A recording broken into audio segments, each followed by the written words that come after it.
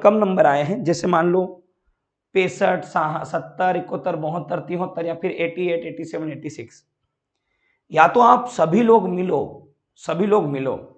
मतलब सभी लोग, मतलब एक संख्या बल करो आप 1000, 2000, 3000, 4000 का, आप लोग मुख्यमंत्री जी से मिलने जाओ एक संख्या बल में, तो मुझे लगता है कि 40-50% पे सुनवाई हो सकती है।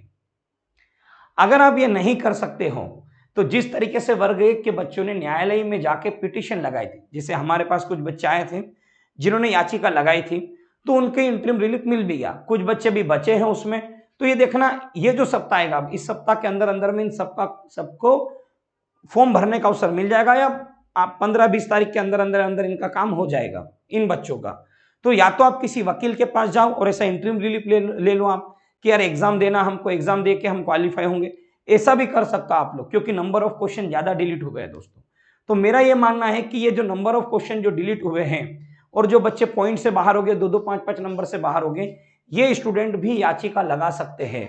या तो याचिका लगा दो या संख्या बल में आप लोग मिलकर प्रोटेस्ट कर दो, तो 40-50% सरकार को मानना पड़ेगा और करना पड़ेगा, ये सरकार की जिम्मेदारी होगी। अगर नहीं कर सकते हो तो आप लोगों को वही 2-2.5 हजार रुपए देना पड़ेंगे दोस्तों याचिका लगाने के लिए, क्योंकि धर्म में नहीं लग रही है।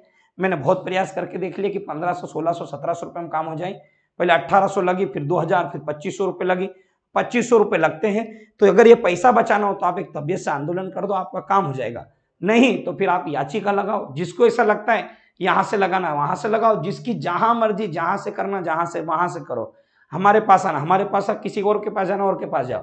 पर मैं आपकी डायरेक्ट बात कराऊंगा वकील साहब से, वकील साहब बोले तो याचिका लगाना, नहीं बोले तो नहीं लगाना, कि क्या रिजल्ट है, क्या सुनवाई है, क्या नहीं है, ये सारे काम होते बेटा, उसके बाद कोई डिसीजन लिया जाता है, मन से डिसीजन नहीं लिया जाता है।